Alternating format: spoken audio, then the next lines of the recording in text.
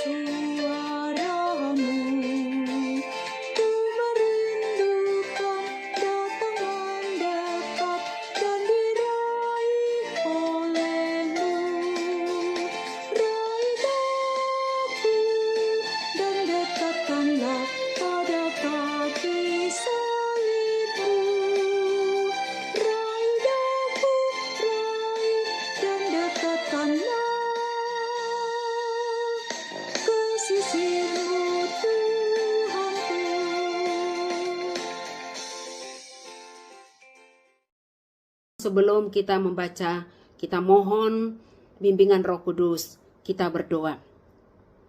Kami bersyukur Tuhan jika di sepanjang hari ini tangan Tuhan sudah menolong dan menguatkan kami, sehingga kami boleh ada pada malam hari ini ya Tuhan Yesus.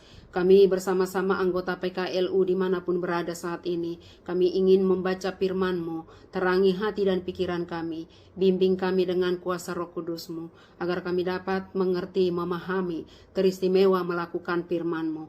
Berfirmanlah ya Bapa, dalam nama Yesus Kristus kami berdoa dan bersyukur. Amin. Pembacaan firman Tuhan yang terambil dari 1 Tesalonika 4 ayatnya yang ke-13 sampai dengan yang ke-18 yang mengatakan, kedatangan Tuhan.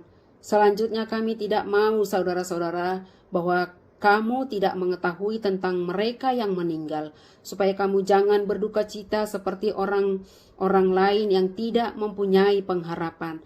Karena jikalau kita percaya bahwa Yesus telah mati dan telah bangkit, maka kita percaya juga bahwa mereka yang telah meninggal dalam Yesus akan dikumpulkan Allah bersama-sama dengan Dia. Ini kami katakan kepadamu dengan firman Tuhan, kita yang hidup, yang masih tinggal sampai kedatangan Tuhan, sekali-kali tidak akan mendahului mereka yang telah meninggal.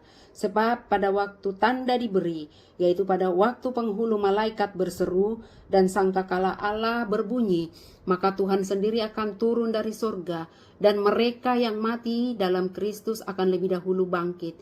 Sesudah itu kita yang hidup, yang masih tinggal akan diangkat bersama-sama dengan mereka dalam awan menyongsong Tuhan di angkasa. Demikianlah kita akan selama-lamanya bersama-sama dengan Tuhan. Karena itu, hiburkanlah seorang akan yang lain dengan perkataan-perkataan ini. Pengharapan Kristiani sebagai ayat emas yang terambil di ayatnya yang ke-13. Selanjutnya kami tidak mau saudara-saudara bahwa kamu tidak mengetahui tentang mereka yang meninggal, supaya kamu jangan berduka cita seperti orang-orang lain yang tidak mempunyai pengharapan. Pengharapan adalah keyakinan kuat kepada sesuatu yang benar dan menentukan hidup maupun mati seseorang, serta dinantikan akan terwujud bukan menurut rencana manusia, melainkan menurut rancangan Allah. Pengharapan ini bersifat kekal karena datangnya dari atas, dari Allah sendiri, yang menerangi hidup manusia untuk terus bertahan dan optimis pada jalan hidup yang ia tempuh, sekalipun berbagai penderitaan silih berganti. Pengharapan adalah daya kekuatan seseorang untuk hidup menurut waktu Tuhan, lalu memasuki waktu Tuhan itu dalam ketaatan dan kesungguhan untuk menjalaninya secara sungguh-sungguh. Rasul Paulus menekankan bahwa pengharapan Kristiani ini adalah berita penghiburan yang terus menerangi dan menyemangati orang percaya dan gereja. Kita berhadapan dengan tantangan iman.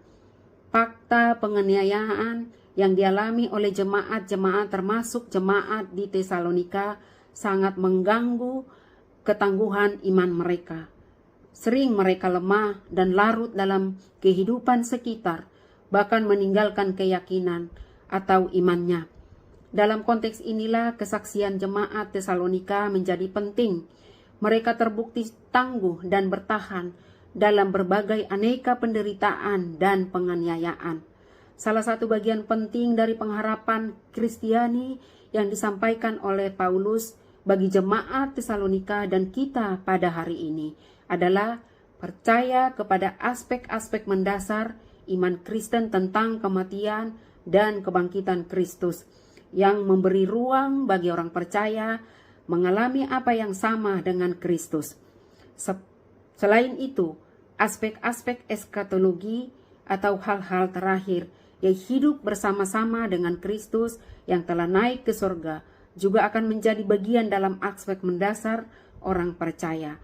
Semua itu menjadi kabar yang menghibur orang percaya ketika mereka telah bertanding dalam pertandingan iman dan terbukti menang.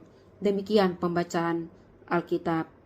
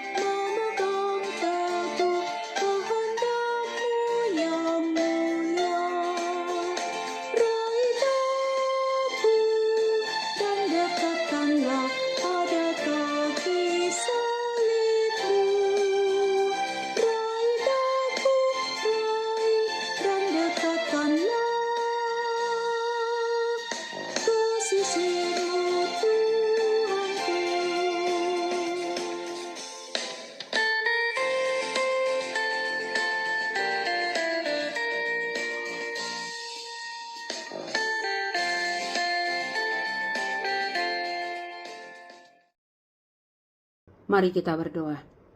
Terima kasih ya Bapa, buat firman-Mu yang kami baca. Kuatkan kami agar kami dapat melakukan firman-Mu Tuhan di tengah berbagai macam tantangan hidup. Biar Roh Kudus-Mu menuntun kami Bapa, sehingga kami terus menang di dalam tantangan tersebut. Dalam nama Yesus Kristus kami berdoa dan bersyukur. Amin.